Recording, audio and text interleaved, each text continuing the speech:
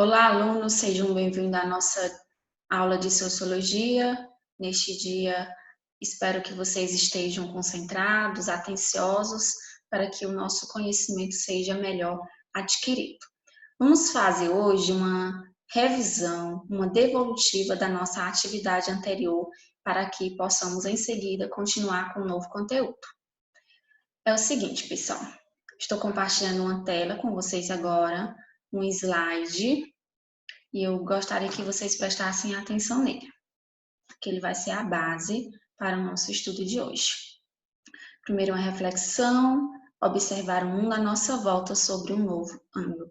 Porque se a gente não tiver isso na consciência, infelizmente a sociologia vai ser apenas mais um conhecimento que nada vai servir para a nossa vida. Ela quer que a gente observe a sociedade sob uma nova perspectiva, sobre um novo ângulo, para que a gente possa ser uma pessoa que argumente bem, que defenda os direitos e deveres, que estude, que compreenda a sociedade.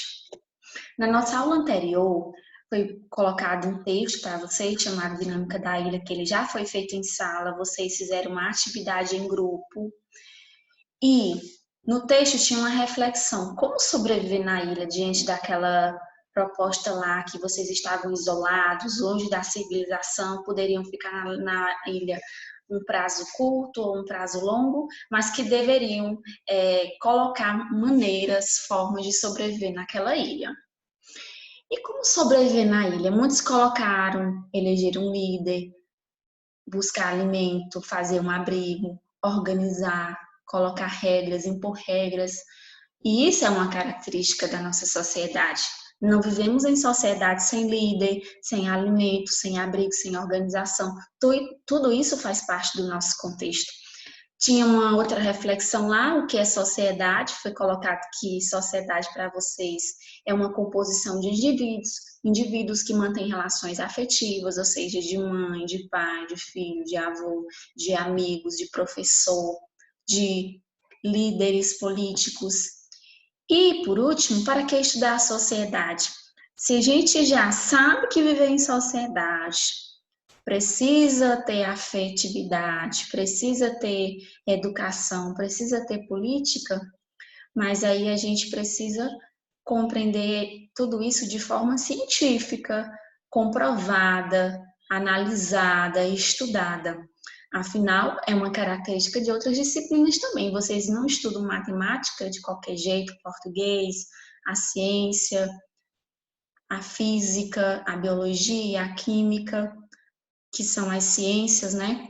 Então, pessoal, precisamos estudar a sociedade com um outro ângulo, um ângulo de pessoa que argumenta, que critica de forma consciente, com argumentos cabíveis. E compreender essas relações políticas, econômicas e educacionais é compreender que vivemos numa sociedade com valores, com moral, com ética, e tudo isso é passado de geração para geração. Aprendemos com os nossos avós, aprendemos com a nossa mãe, com todos os nossos familiares, com as pessoas da rua. E o que fazemos hoje pode ser diferente do que poderá as gerações futuras fazer. Então, a sociologia, as ciências sociais, elas vêm compreender essa mudança, essa dinâmica na sociedade.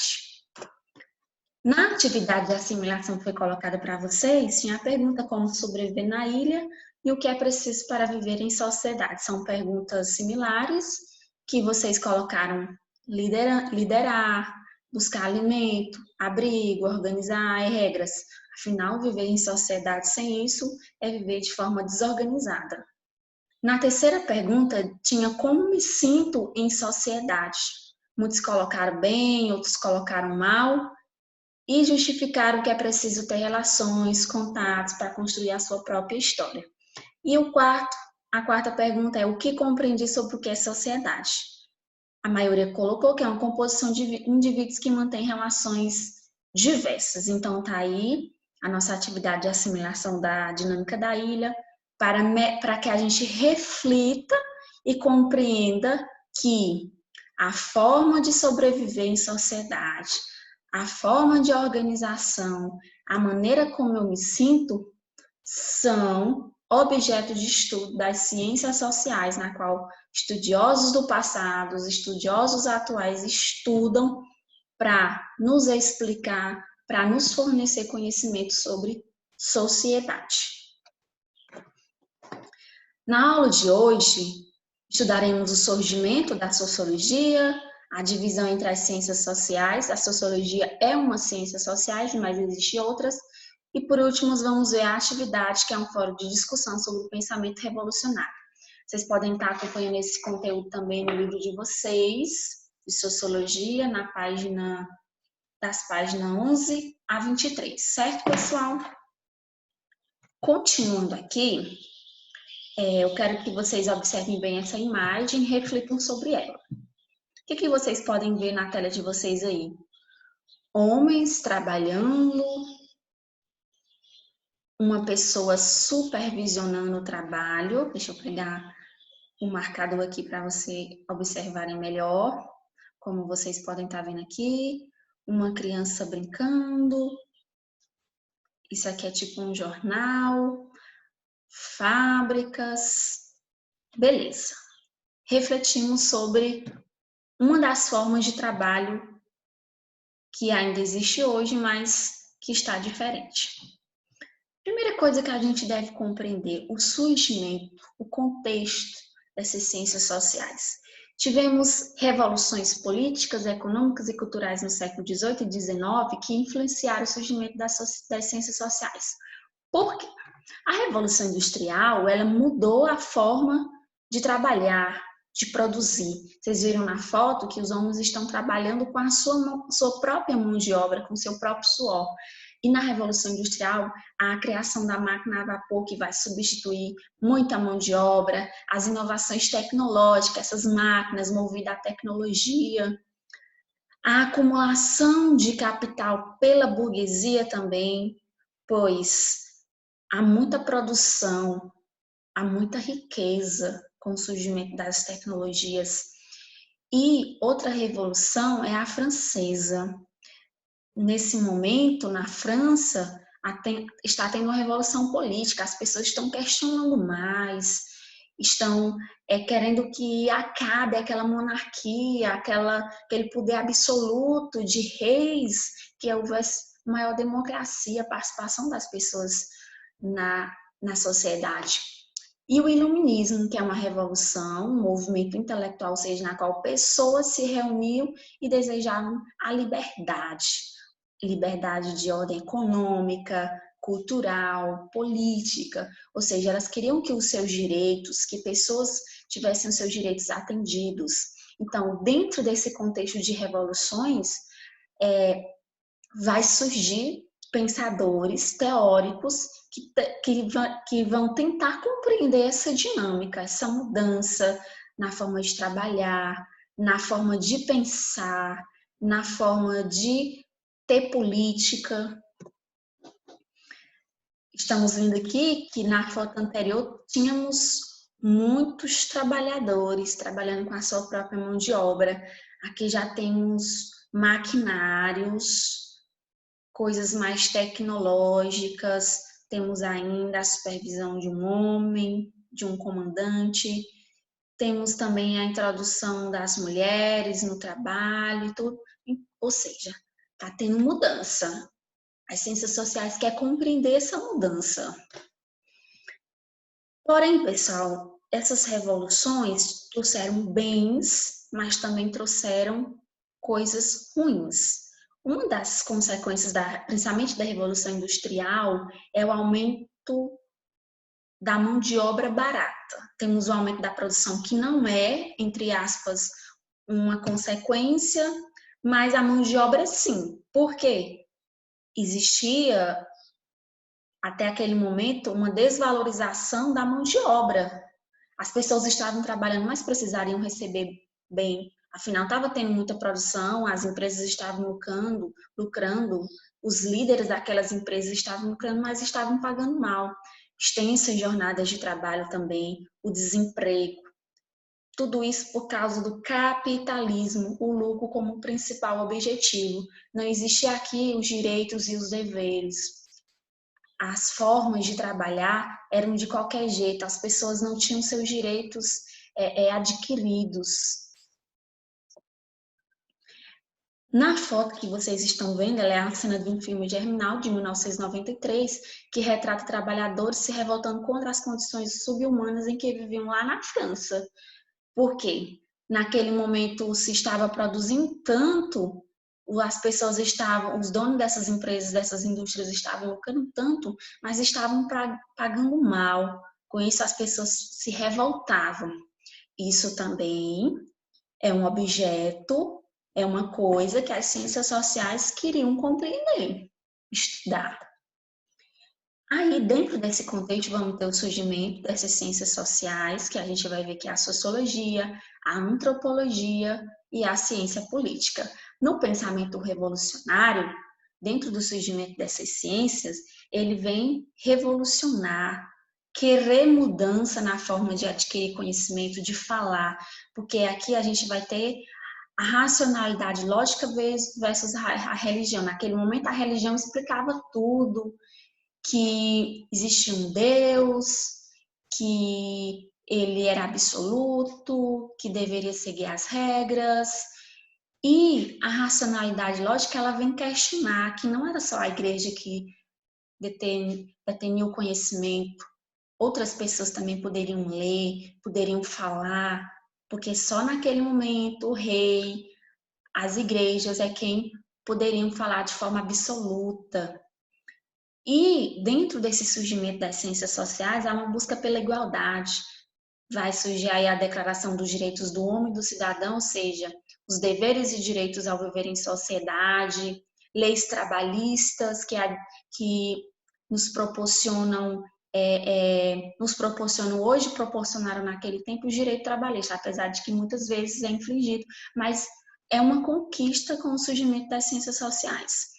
E a perda da influência da nobreza e da igreja, ou seja, dos reis, dos líderes políticos, de que o conhecimento também poderia sair da boca, do papel de quem quisesse falar.